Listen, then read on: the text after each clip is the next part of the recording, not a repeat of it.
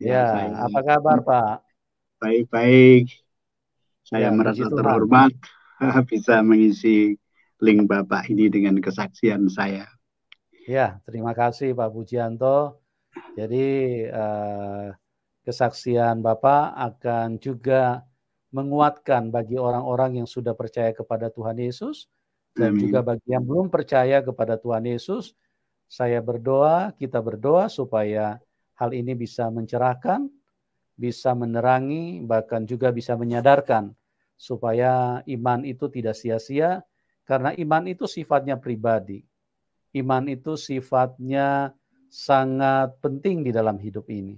Dia lebih penting daripada semua uang yang ada di bank, karena semua uang yang ada di bank, dia tidak akan berfungsi apabila manusia sudah mati. Tapi iman itu dibawa terus sampai kepada bagaimana kita menuju kekekalan, kita berjumpa dengan Tuhan. Karena iman itulah yang membawa kita ketemu dengan Tuhan. Kalau kita tidak beriman, kita tidak percaya dengan Tuhan yang benar, maka kita tidak akan mungkin berjumpa dengan Dia. Artinya setanlah yang akan mendapat kesempatan untuk menerkam kita dan menerkam manusia yang tidak percaya kepada Tuhan dan dibawa kepada neraka. Sebab itu dikatakan di dalam Kisah 4 ayat 12, di bawah kolong langit ini tidak ada nama lain yang olehnya manusia bisa diselamatkan kecuali di dalam nama Tuhan Yesus. Nah, pastikan dirimu bahwa engkau sedang tinggal di bawah kolong langit. Kecuali Anda sudah tinggal di atas kolong langit, maka ini ayat tidak perlu Anda perhatikan. Karena Anda tidak tinggal di bawah kolong langit. Kalau Anda masih tinggal di bawah kolong langit, dengarkan firman Tuhan. Kisah 4 ayat 12. Di bawah kolong langit ini tidak ada nama lain yang olehnya manusia bisa diselamatkan kecuali di dalam nama Tuhan Yesus. Terima kasih Pak Pujianto, dan waktu dan tempat saya serahkan kepada Bapak untuk Bapak menceritakan bagaimana Bapak bisa mengenal Tuhan Yesus. Silakan Pak, dimulai dari latar belakang dulu Pak. Ya, saya bernama Pujianto memang. Nama saya itu, orang tua saya memberikan nama Pujianto. Dan pada waktu dulu, ya, saya adalah bukan dari Kristen. Saya dari Muslim. Begitu. Dan di rumah saya pada waktu itu memang dipakai untuk kumpulan-kumpulan, mengajar para tetangga begitu karena memang tempat ibadah waktu itu belum belum ada atau masih kecil ya, jadi tidak muat. Jadi mengundang guru-guru, pengajar-pengajar dari luar daerah begitu. Nah, saya tidak menyangka bahwa saya akhirnya menjadi orang Kristen diawali dengan saya ini diajak oleh tetangga desa. Saya lahir di desa, anak seorang petani. Ya. Pada waktu itu diajak Mas Puji, ayo tolonglah lengkapi kami nyanyi bareng. Nyanyi bareng gimana Mas? Ya nyanyi bareng kurang satu. Jadi kalau Mas Puji mau, ya senang sekali. Dan saya ini kan waktu itu senang sekali ya nyanyian-nyanyian lagu-lagu pop, lagu Mercedes, lagu Us Plus, Titi Sandora, walaupun saya tidak bisa nyanyi yang bagus, tetapi saya seringkali suka mendengarkan dari itu dan melalui radio ya. Nah, saya sangat senang sekali nyanyi bareng apa itu. Ini asal mulanya. Dan di daerah saya tidak ada orang Kristen satupun tidak ada ya di desa saya. Saya berangkat pertama kali mengikuti dan saya di desa yang jauh pada waktu itu naik sepeda ya, nggak ada sepeda motor, naik sepeda. Sampai di desa yang kami tuju, kami disambut dengan ramah, diperkenalkan dan di situ ada muda-mudi, ibu-ibu begitu dan saya ini apa ini ya gitu. Nah ternyata adalah saya diajak menyanyi, nyanyi bareng itu namanya. Itu itu lagu Yesus ya. Aku berserah, itu lagu-lagu itu ya. Loh kok berserah pada Yesus Juru Selamat? Nah, saya baru tahu bahwa yang mengajak saya itu orang yang percaya Yesus dan baru pertama kali selama hidup saya mendengar nama itu dan orangnya baik-baik, ramah-ramah gitu. Saya mengikuti beberapa kali lagu itu, lagu berserah pada Yesus itu. Nah, tetapi ketika saya mau tampil bulan Desember ketika itu, maka guru saya mengatakan ya tidak pantas lah Mas ikut karena agamanya berbeda. Bapak saya juga tidak boleh. Ya, akhirnya pas tampil itu saya tidak ikut ya karena dilarang. Tetapi nama Yesus itu sudah diperkenalkan dengan cara Tuhan. Tentunya sekarang saya melihatnya seperti itu. Nah, waktu itu sekolah di SMA. Kembali saya diperkenalkan Yesus, yaitu melalui film yang terpotong apa ya namanya itu, saya lupa ya. Itu gambar terus diterangkan, ganti lagi gambar, diterangkan lagi, begitu cerita Tuhan Yesus, cerita yang bagus ya, mujizat-mujizat, penyembuhan orang buta, penyembuhan orang lumpuh, begitu diceritakan. Dan kembali saya, teman saya ini ngajak saya ngajak nonton film ini. Dan kembali saya diingatkan nama Yesus. Dan kalau sekolah hari Jumat itu ada pelajaran agama Kristen. Ya. Kadang-kadang saya curi dengar karena sekolahan saya itu separuh tembok, separuh dinding bambu. Jadi saya bisa mendengarkan cerita guru agama Kristen tentang Yesus itu. Tetapi tentunya saya belum sampai kepada keputusan mengikut Tuhan Yesus begitu. Walaupun saya sudah dengar, saya masih aktif di agama saya karena ya memang di rumah saya dipakai untuk belajar agama saya, agama lama saya. Nah, ketika sudah tamat SMA, saya tidak bisa melanjutkan sekolah karena orang tua saya tidak mampu sehingga saya merantau ke Jakarta dan saya bekerja di sebuah perusahaan di Jakarta sana. Ini saya singkat latar belakang saya aja. Dan ketika itu di mana saya bekerja kondisinya kelihatannya tidak bisa diharapkan untuk masa depan saya. Saya berpikir apakah cari kerja lain, tapi kerja apa? Walaupun pada waktu itu saya semacam menjadi administrasi kantor atau kepala kantor lah begitulah. Tidak pernah ke lapangan, hanya duduk di meja, ya tidak ada teman mantri-mantri nanti ke pasar, pulang mereka laporan kepada saya. Nah pada waktu itu saya di Jakarta itu di jembatan Hanjeling namanya. Waktu itu ya jembatan antara Grogol Roksi. Nah saya melihat buku yang ada di bawah, buku kecil, itu ada tulisan pertolongan dari atas. Ada gambar orang, itu ada domba diraih begitu. Tetapi pemahaman saya pada waktu itu adalah bahwa pertolongan dari atas itu adalah pendekatan terhadap orang-orang yang punya kedudukan tinggi begitu. Pejabat-pejabat ini, wah ini cocok untuk cari pekerjaan. Mungkin kunci-kuncinya bagaimana mendekati orang atas. Gitu. Nah saya pamit dengan teman-teman karena waktu itu di mes ya. Semua yang masih bujangan di mes. Saya pamit, wah ya agak dimarahi teman-teman. Kenapa masih sore kok pulang? Tetapi saya ingin membaca buku itu. Sampai di rumah, sampai di kantor, di mes kantor, saya buka apa itu kamar saya baca itu buku kecil itu, tetapi saya betapa saya marah sekali. Karena buku itu adalah buku semacam promosi, saya menganggapnya begitu, promosi orang-orang Kristen. Buku itu saya lempar dan jatuh di almari, ketoprak begitu. Tetapi setelah saya lempar, ada suara di batin saya, mengapa kalau kamu memang ingin meminta kepada Yesus, kalau bisa menolong kamu, kan kamu bisa ngomong sama dia. Ada peperangan batin antara saya meminta kepada Yesus atau saya tetap pada posisi tidak perlu begitu.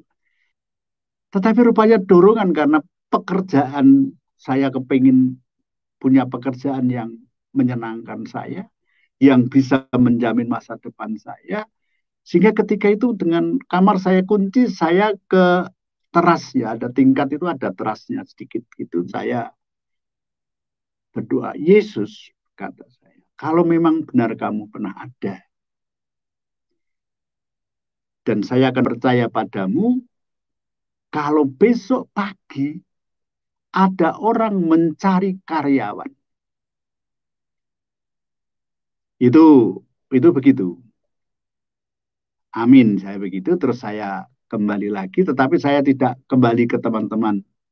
Saya ngemasi buku kecil itu, saya masukkan ke koper saya. Saya mau lihat apa benar Yesus itu akan mengirim orang mencari karyawan.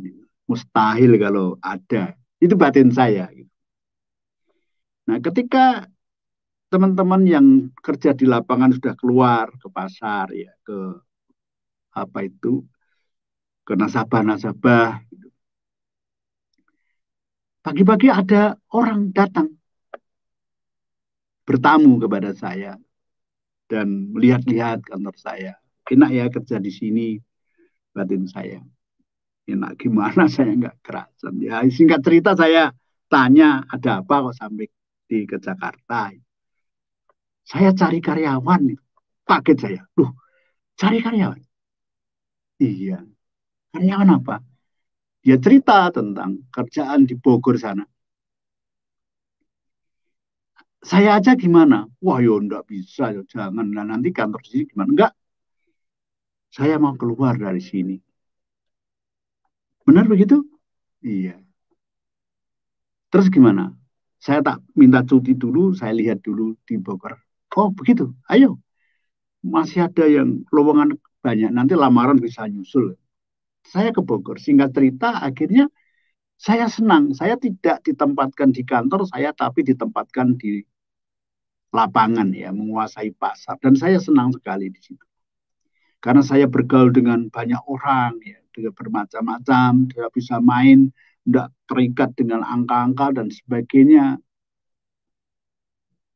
Nah, saya lupa kalau itu hasil daripada permintaan saya kepada Tuhan Yesus. Karena memang teman sekantor nggak ada yang Kristen juga ya, jadi itu pengaruh juga.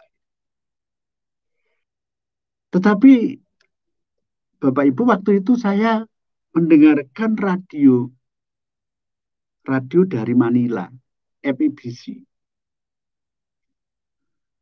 Wah ini kok siaran Kristen ini gitu. Nah, saya bertanya gitu, bertanya, jawabannya kok pinter sekali gitu. Bahkan saya ketika perbandingkan dengan sejauh mana saya mengetahui agama lama saya, dijawabnya. Akhirnya saya penasaran. Saya akan bertemu dengan orang ini. Saya pergi ke Jakarta, saya sungguh bisa bertemu dan saya sungguh heran bahwa yang menjawab itu latar belakangnya adalah dari agama saya. Bahkan dia cukup pinter membahas kitab-kitab. Saya bilang, loh kami ini sepintar begitu kok bisa menjadi orang Kristen itu? Nalarmu gimana? Ya ketawa saja, kamu belum menemukan kebenaran, maka kamu bilang begitu. Saya dikasih tahu beberapa. Saya nggak tahu, terus saya dikasih Alkitab itu, kamu baca. Saya pulang kembali dengan pertanyaan yang bermacam-macam. Ini orang yang sudah begitu bobot agamanya tinggi, kenapa sampai meninggalkan? Padahal kan kalau dilihat dari jumlah orang yang mengikut banyak agama saya. Jadi di dalam bus itu saya membayangkan kok ada ya orang seperti itu. Nah, ini singkatnya aja. Sampai di kantor saya cerita dengan teman saya yang dari Jogja ini. Cerita begitu. Singkat cerita teman saya itu, kita ke gereja saja supaya kamu tahu gereja itu gimana. Loh, kamu ke gereja ngajak ke gereja? Iya, tak temani. Jadi ada dua orang, ayo tak temani. Kita lihat orang cantik-cantik. Jadi motivasi teman saya lihat gereja itu orangnya cantik-cantik. Nah, pertama kali dengan teman saya itu ditemani, itu masuk gereja.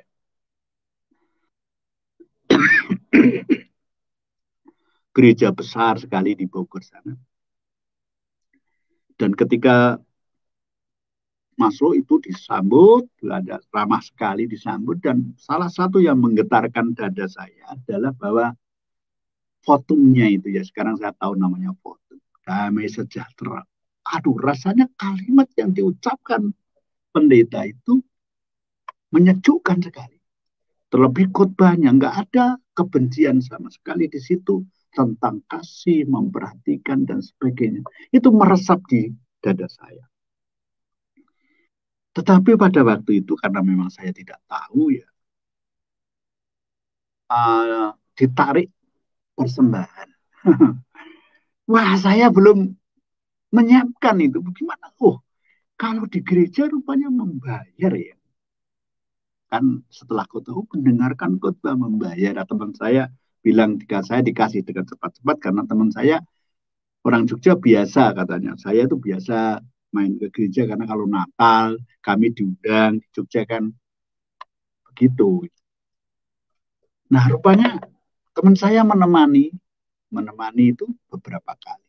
Tetapi saya terus mulai tertarik. Terlebih keramahan sambutan, lantas hamba Tuhannya yang sekarang masih hidup ini, pendetanya sampai sekarang, itu menyikapi saya dengan baik. Tetapi pada waktu itu saya memang diuji. Kamu ke gereja itu tujuannya apa? Kenapa kamu beragama ini, kamu masuk sini? Saya cerita apa adanya.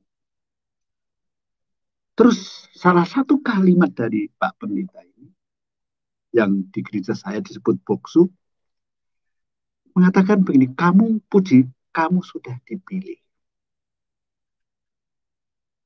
Bapak Ibu, istilah dipilih ini memang menjadi pergumulan saya.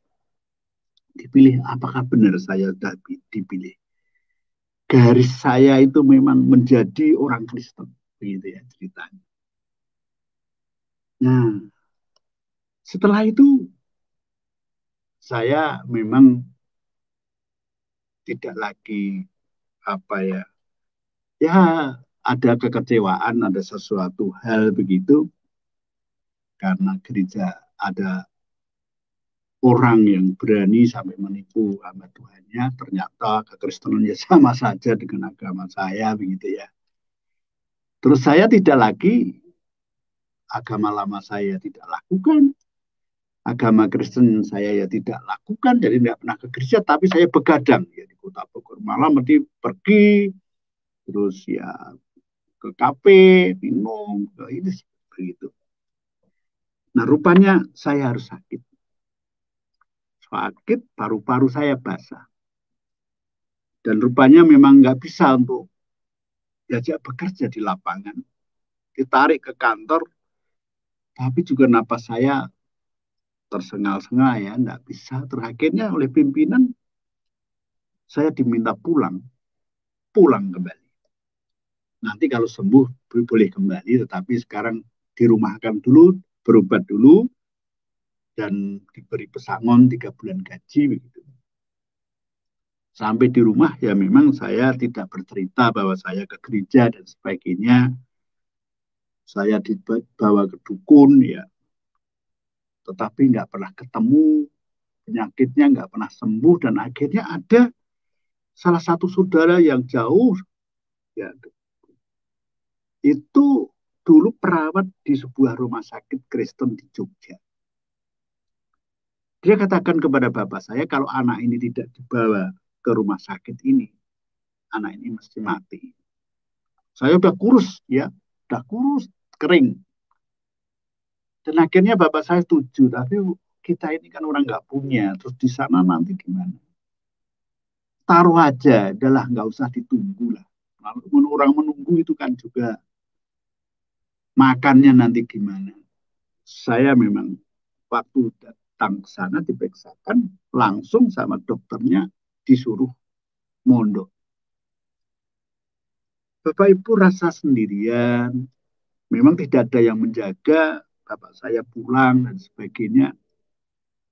Saya diisolasi di rumah sakit itu. Nah, pada waktu itu ada seorang yang datang. Di, bapak itu masukkan di ruang saya menjadi teman saya dan dua orang itu, dan kami ngobrol sakit apa dan sebagainya. Dan saya kalau ngomong itu satu kata naik napas, satu kata naik napas karena memang sesak sekali itu. Tetapi ketika jam 10 malam, orang itu tiba-tiba muntah. Putih dari telinga keluar, dari hidung keluar, mulut keluar, dan tidak bisa ngomong apa-apa, memandang saya, dan saya bel perawat, ya ada bel, bel perawat. Perawat datang mencoba diselamatkan, tetapi orang itu meninggal. Disitulah saya ada pertanyaan, kalau saya nanti meninggal itu kemana? Saya mencoba membaca ayat-ayat yang saya hafal di agama saya. Dan setiap hari Sabtu itu ada di rumah sakit itu ada tim kur nyanyi vokal grup begitu, saya nggak tahu kalau vokal grup dulu. Terus ada seorang calon pendeta yang mendekati saya ingin berdoa, tapi saya katakan nggak usah, saya udah punya doa sendiri gitu. Saya bilang begitu, ya sudah kalau begitu, tapi dia meninggali Alkitab kecil, ya nanti kalau ada waktu longgar dibaca. Terus berikutnya lagi ada yang datang lagi. Kalau saya dipindah kamar, tapi ada yang datang lagi. Masih muda lagi. Datangnya malam lagi. Sakit apa Bapak ini, kelihatan masih sehat, gemuk begitu kok sakit. Ya dia tidak bisa cerita, tapi ya memang dia tiba-tiba pingsan saja terus dibawa ke rumah sakit itu. Tetapi sekali lagi, orang itu sama, mutah. Dari telinga, dari hidung putih itu air. Dan saya udah punya firasat, orang ini mati. Dan benar, mati. Entah karena apa, membawa mayatnya ke kamar mayat itu lama sekali. Sehingga dari jam 10 itu, kalau tidak salah sampai jam 3, saya tidur bersama mayat. Tidak takut saya, karena saya sudah mempersiapkan kalau saya harus mati. Cuma pertanyaannya kalau mati saya kemana. Nah pada waktu itu sudah selesai begitu, saya sudah bingung. Bapak saya datang, saya tidak sudah 2 bulan lebih di rumah sakit. Dan menurut bapak saya ketika itu, ketika saya sudah sembuh itu, bapak saya sudah melihat bahwa tanda-tanda kematian saya sudah ada. Makanya bapak datang tanya kalau beli peti mati itu di mana, terus nanti membawa mayatnya seperti apa, begitu katanya. Nah saya rasanya mau mau berdoa. Tetapi ketika itu saya baca-baca gitu, kitab kecil perjanjian baru itu, dan kebetulan saya menemukan Matius 7 ayat 7. Mintalah maka akan diberi, ketoklah maka pintu akan dibukakan. Nah, ayat itu begitu berbicara kepada saya. Matius 7 ayat 7. Sangat berbicara. Dan apa sih salahnya kalau saya minta? Terus teringat akan pertolongan ketika mendapat pekerjaan dari Yesus, ketika saya ke gereja, kalimat-kalimat kasih yang dikhotbahkan pendeta begitu menawan sekali. Akhirnya saya waktu itu, sudahlah, saya memang kalau mau mati ya biar mati, saya mau berdoa. Padahal saya ada infus, ada apa, hidung saya dikasih oksigen dan sebagainya. Saya bangun aja sulit sekali. Rupanya ada perawat yang lewat gitu. Ada mau apa, mau apa, mau apa. Nah, saya mau berdoa. Oh, mau doa. Panggil teman-teman perawatnya, perempuan-perempuan datang. Dan saya dibangunkan. Berdoa gimana? Saya mau berdoa. Saya berdoa begini. Yesus, kalau benar Engkau juru selamat, saya minta supaya nanti kalau saya meninggal, sediakan surga untukku. Saya mau percaya pada. Tetapi kalau Engkau menyembuhkan aku, saya akan jadi pengepel gereja. Saya akan kembali ke Bogor dan saya akan menjadi pengepel, membantu Kang Asih. Namanya Koster itu Asih. Setelah itu, hanya gitu, kata Mas Perawat. Iya, hanya gitu. Tidur. Heran sekali, saya setelah tidur, itu kok saya bisa tidur nyenyak sekali. Yang selama ini nggak pernah bisa tidur, miring sesek, nanti duduk sesek, terlentang sesek, jadi nggak enak tidur. Nah, saya terus bisa tidur, dan ketika pagi, saya bisa bangun, dan saya lepas oksigen saya yang ada di mulut, terus saya ke kamar mandi. Tuh, kok saya kuat? Perawat lari-lari, loh, jangan, jangan, jangan, jangan, jangan, jangan, jangan bangun, jangan bangun. Setelah itu, saya mau kencing, Mas. Jangan dikunci ya, jangan dikunci di dalamnya. Ya mungkin takutnya kalau saya tiba-tiba pingsan, saya bisa kencing. Terus ketika itu seorang dokter mengadakan kunjungan. Nah, saya sebut aja ya, mudah-mudahan beliau masih hidup. Namanya Dokter Gita Andriani. Ketika datang, loh, kamu seger sekali, kamu minum obat apa? Tidak, dok, saya berdoa. Berdoa gimana? Ya, berdoa dalam nama Yesus. Oh, ya, ya, bagus. Ya, baik, kamu sudah baik. Kalau begitu, air di paru-parumu bisa diambil. Dan waktu itu saya jam 9 keluar dari kamar, di apa di mau diambil air yang ada di paru-paru saya. Jarum itu begitu panjang itu, dan dimasukkan jarum itu melalui sela-sela iga di belakang dan disedot. Saya heran juga bahwa paru-paru saya sebelah kiri itu airnya begitu banyak, mungkin ada mungkin 5 liter, kayak cucian beras itu. Terus paginya lagi yang kanan hanya sedikit 3. Dan herannya bahwa paru-paru saya tidak busuk direndam air segitu banyaknya, mungkin sudah beberapa bulan, beberapa tahun, ya nggak tahu, yang membuat sesek. Dan saya heran bahwa saya doyan makan, lapar saja, sehingga saya minta jatah makan itu lipat 2 kali. Ya, malu jadi. Nah, saya masih ingat salah satu perawat dari Klaten itu seringkali ya menyisihkan, mengambilkan makanan lebih pada saya. Tetapi yang luar biasa adalah ada seorang ibu dari Godean, Yogyakarta, itu setiap siang pasti ngantar makanan saya. Entah siapa yang menggerakkan, saya juga nggak tahu. Ya, kasihan saya itu kok di rumah sakit sendirian begitu.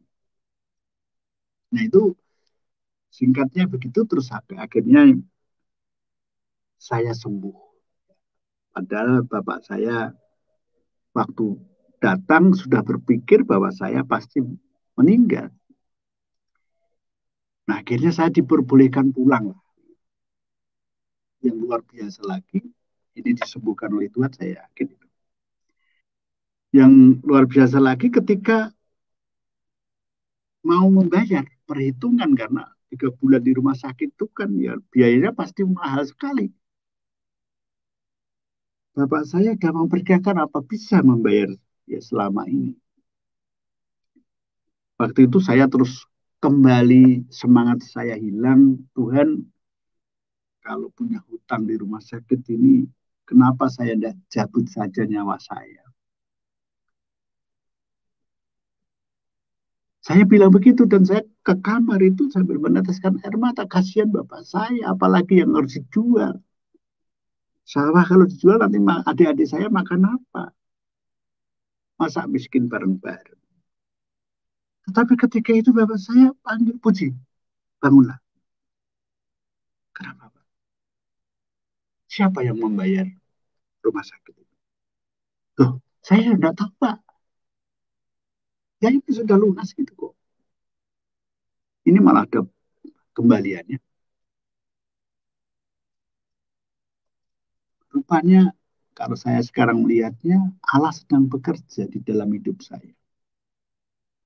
Saya pulang dan saya terus ke Bogor, saya berlutut di depan mimbar itu, saya ingin jadi koster gereja, memang janji saya seperti itu.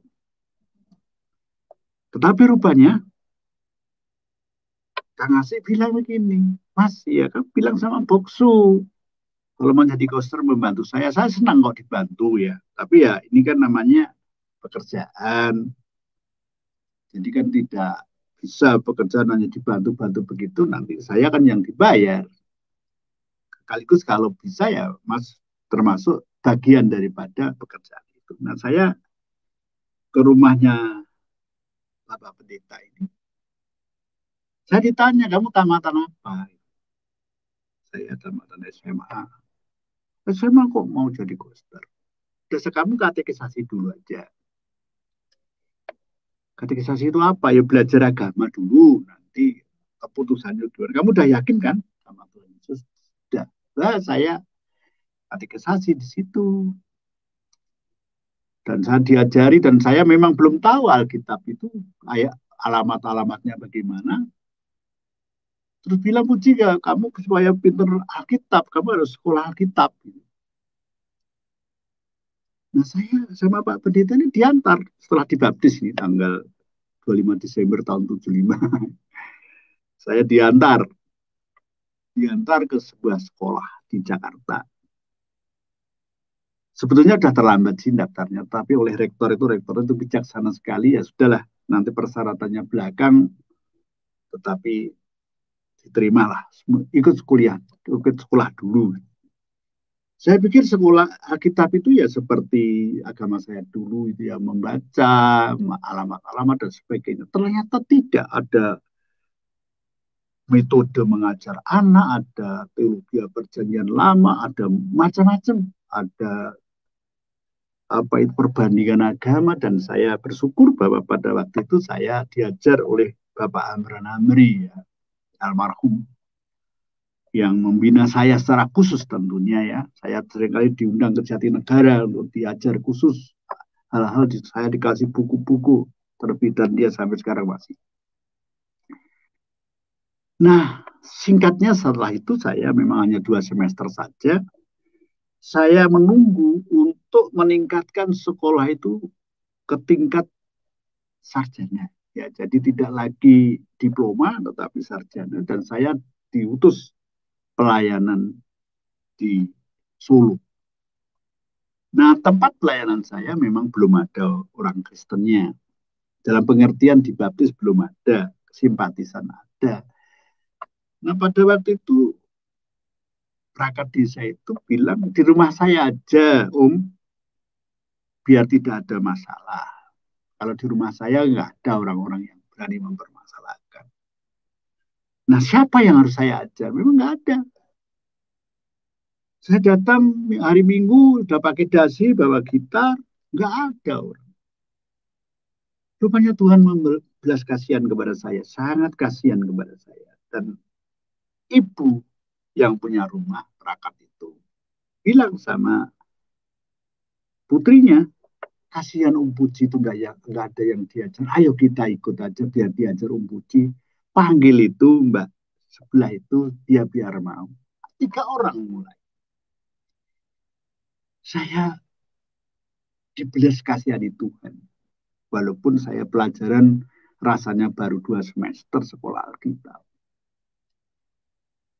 Tetapi pekerjaan Tuhan yang saya lihat itu luar biasa. Saya punya ide mendirikan taman kanak-kanak yang sampai sekarang masih ada. Taman kanak-kanak itu saya beri nama TK Berita Hidup. Yang daftar banyak sekali. Waktu itu sampai 75. Dan anak-anak sekolah minggu karena saya mungkin cerita saya menarik atau bagaimana, banyak menggandeng teman-teman. Akhirnya ada 175-an anak-anak. Itu pekerjaan Tuhan saya pikir. Siapa saya? Sampai orang begitu memberikan anaknya untuk saya aja. Nah setelah itu TK saya daftarkan sah sampai sekarang. Dan melalui TK itu saya mendekati orang tua. Orang tua ya mungkin karena orang tua kasihan dapat saya nggak ada yang diajar. Mereka satu persatu datang. Dan waktu itu singkatnya sekitar ada 99 orang yang sudah dikatakan ya signifikan menurut saya. Tetapi ketika itu ada Bapak Pendeta yang lain yang baru saja wafat ya itu dia bilang begini, kalau kamu hanya diploma saja nanti gimana? Apakah tidak melanjutkan sekolah lagi? Nanti kami usahakan biayanya. Katanya begitu. Ada rasa apakah saya mau tinggal ini? Apa-apa yang saya rintis ini. Tetapi memang setelah saya berdoa, ya saya harus sekolah lagi. Karena saya lihat ada anak-anak jemaat, ya belum dikatakan jemaat karena belum dibaptis semua, itu ada yang sudah kuliah dan sebagainya. Jadi saya pikir ya saya tidak mau nanti saya tidak punya pengetahuan yang. Akhirnya saya setuju dan oleh Bapak Pendeta di Bogor diarahkan saya sekolah di Batu.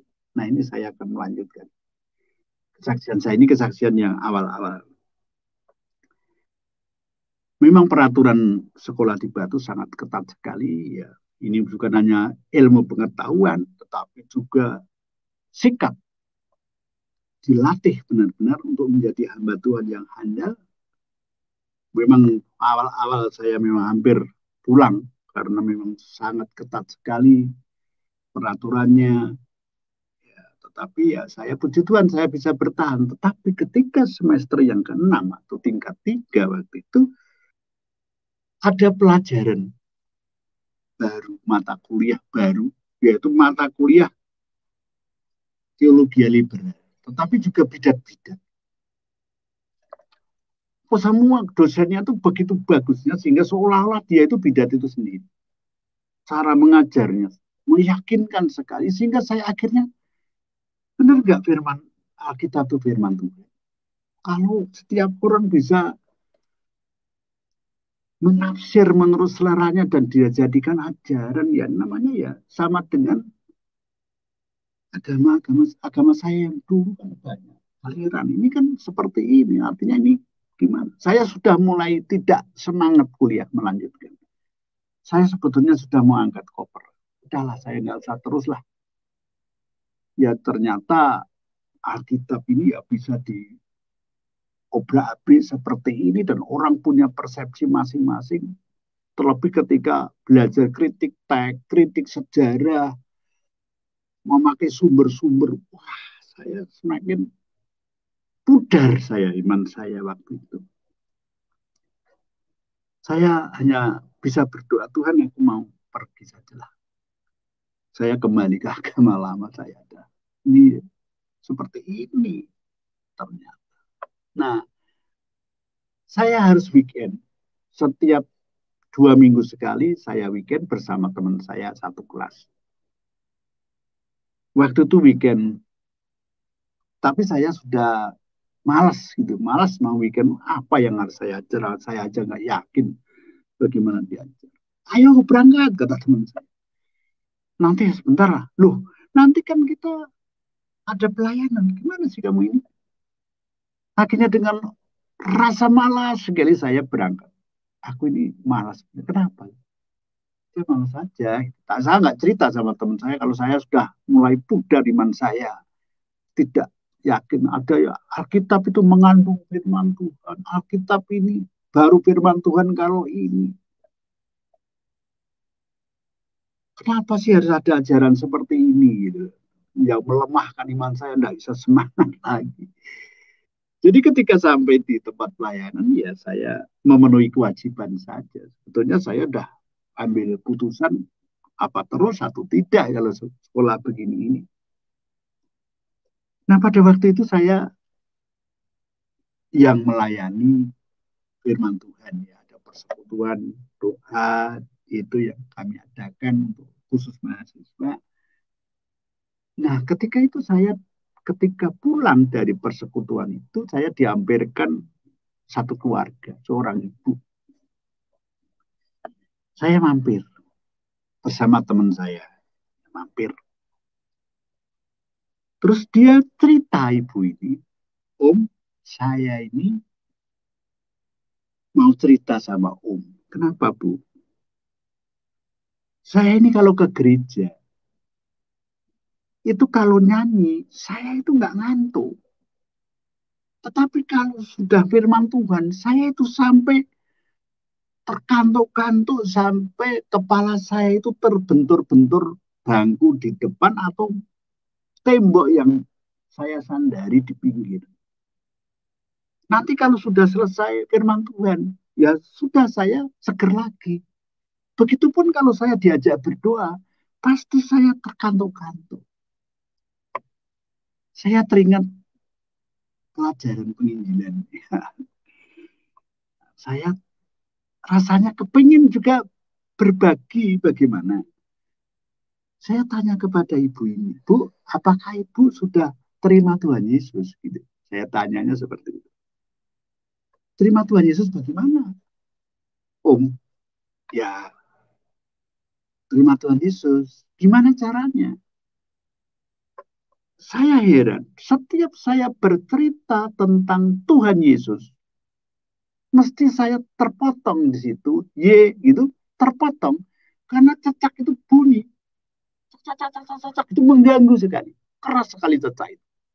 Nanti kalau bicara tentang Yesus lagi, cecak itu bunyi lagi.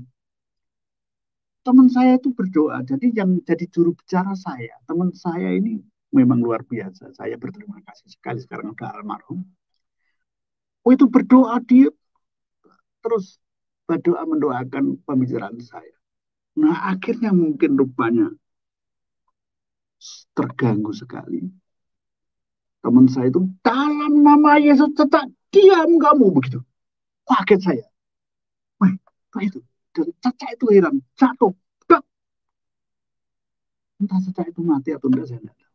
Tapi terus terdiam. Akhirnya ibu itu bisa menerima saya. Menerima Tuhan Yesus. Tetapi sekali lagi sebelum menerima, ibu itu seperti matanya menjadi merah. Mukanya juga merah. Langsung, hei, siapa kamu anak muda berani-berani?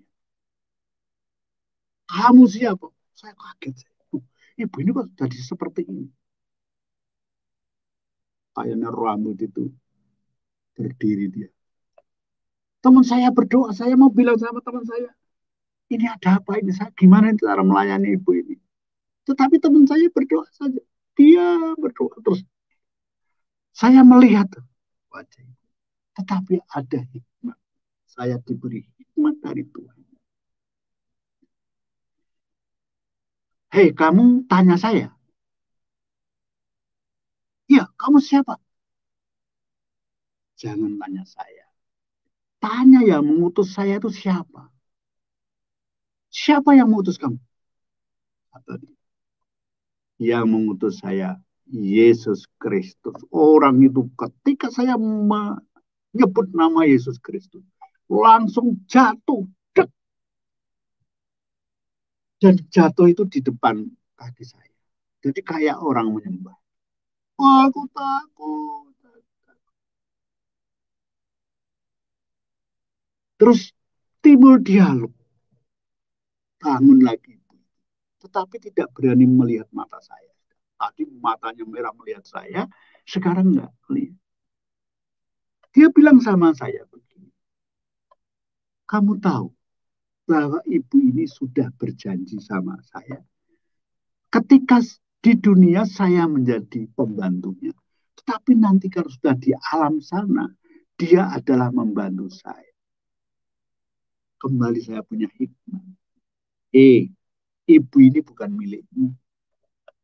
Dan ibu ini bukan miliknya dia juga. Ibu ini miliknya Tuhan Yesus. Kalau kamu mau minta dia, mintalah izin sama Tuhan Yesus. Boleh enggak? Jatuh lagi. Seperti orang kepanasan. Saya semakin dikuatkan pelan-pelan hati saya. Ih, benar ini firman Tuhan. Terus teman saya nyanyi. Dalam nama Yesus, dalam nama Yesus. Wah, jangan nyanyi, jangan nyanyi, jangan nyanyi. Orang kampung melihat, ada apa ini gitu. Orang kampung melihat, tapi tidak berani melihat. Karena katanya ibu ini terkenal sakti. Wah, tetap menyanyi. Sekarang saya minta kamu keluar dari itu. Ini pergi dalam nama Yesus. Bagaimana dengan janjinya? Karena ibu ini untuk mendapatkan saya. Itu harus 7 bulan makan sak dalamnya ini, sak dalamnya genggaman ini. 7 bulan. Dan tidak mudah perjanjiannya. Apa hanya hapus? Saya tidak tahu. Saya bilang gitu. Saya tidak tahu perjanjian. Yang penting kamu bilang sama yang memiliki ibu. Itu saja. Yesus Kristus. Silahkan. Aku hanya utusan. Saya hanya hambanya. Langsung jatuh lagi. Pelayanan itu lama sekali. Dan akhirnya setelah tawar-menawar dan saya tetap bersitegang, saya tidak mau tawar-menawar. Kamu harus pergi tanpa syarat. Itu saja. Dalam nama Yesus, saya minta. Dan saya akan menyanyi lagi. Teman saya akan menyanyi, saya akan menyanyi. Kamu biar kepanasan. Karena saya melihat kalau teman saya menyanyi, itu seperti apa itu? Seperti orang kebakar. Tadi menggeliat-menggeliat. Akhirnya singkatnya adalah bahwa ibu ini, roh itu yang namanya katanya utusan dari Ratu Selatan. Ya saya nggak tahu Ratu Selatan yang bagaimana. Yang bernama Gugusan Suci katanya. Anak muda, hati-hati, saya akan pergi. Kata dia mengancam begitu. Saya akan keluar tapi hati-hati kamu. Silahkan kamu mengancam aku. Aku punya apa itu punya Tuhan dan Tuhan itu yang memiliki aku. Siapa yang punya kamu? Yesus Kristus, kembali dia jatuh. Saya baru mengerti kuasa nama Yesus itu luar biasa seperti itu. Pelan-pelan saya kembali percaya bahwa Alkitab itu benar. Alkitab itu firman Tuhan yang menceritakan tentang Yesus Kristus. Dan dalam pelayanan saya ditumbuhkan semangat kembali. Saya harus selesai kuliah ini dan saya harus melayani Tuhan dengan sungguh-sungguh. Tuhan mengasihi saya. Dan Bapak itu begitu sukacitanya ketika ibunya sekarang bukan jadi orang sakti, jadi ibu biasa. Yang selama ini dia adalah pembantunya. Kalau pas dia sedang dirasuki roh itu. Nah Bapak itu, Ibu itu kesaksian saya ya. Jadi perjalanan kesaksian saya yang dipulihkan kembali iman saya. Dan nanti setelah tamat sekolah nanti ada keajaiban lagi di mana Tuhan memimpin saya. Nah itu dulu saya kesaksian saya Pak Yusuf. bagaimana Tuhan memulihkan iman saya setelah belajar teologi yang macam-macam ya. Jadi sampai tidak percaya lagi bahwa Alkitab itu firman Tuhan, karena yaitu doktrin-doktrin teologi yang bermacam-macam, beda-beda, teologi liberal. Tetapi saya senang bahwa saya belajar itu untuk pengetahuan, tetapi tetap bahwa Alkitab adalah firman Tuhan, dan di dalam Alkitab ada kuasa Yesus ada di dalamnya. Dan berbahagialah bagi orang yang percaya Yesus karena disertai dengan kuasa di dalam kehidupannya. Terima kasih Pak Yusuf, ini kesaksian saya, Tuhan kiranya memberkati. Haleluya. Ya, puji Tuhan, luar biasa sekali Mbak Puji mengalami kuasa Tuhan yang sangat nyata, bagaimana bukan hanya disembuhkan dari penyakit yang mematikan pada waktu itu, tapi juga biaya rumah sakit juga dibayarkan oleh Tuhan secara supranatural. Itulah Tuhan yang benar. Tuhan yang menyatakan kuasanya kepada manusia. Karena kalau kita bilang Tuhan yang maha kuasa tetapi kita tidak mengalami kuasanya, maka saya ragu itu perkataan bisa bersifat asumsi atau bisa bersifat karangan manusia. Karena kita mengatakan Tuhan maha kuasa tetapi dia tidak menyatakan kuasanya. Tapi kalau yang dialami oleh Pak Puji, artinya memang benar bahwa Tuhan Yesus itu memang Tuhan yang maha kuasa. Dan artinya itulah yang dikatakan oleh firman, bahwa firman itu adalah pedoman, penuntun kita. Nah ini yang luar biasa, jadi Pak Puji mengalami kuasa yang secara dahsyat, secara ajaib, dan inilah yang membuat beliau jadi yakin kepada siapa yang Tuhan yang sebenarnya yang menciptakan segala-galanya di dalam hidup ini. Nah, tadi Pak Puji sudah menceritakan bagaimana Pak Puji sempat ragu dengan keterangan-keterangan yang dibaca. Nah, saya mau tanya sekarang gimana Pak? Apa masih ragu lagi apa? Apa sudah enggak? Kalau ragu-ragu ya saya tidak pelayanan seperti sekarang ini Pak. Oh, iya Iya. ya.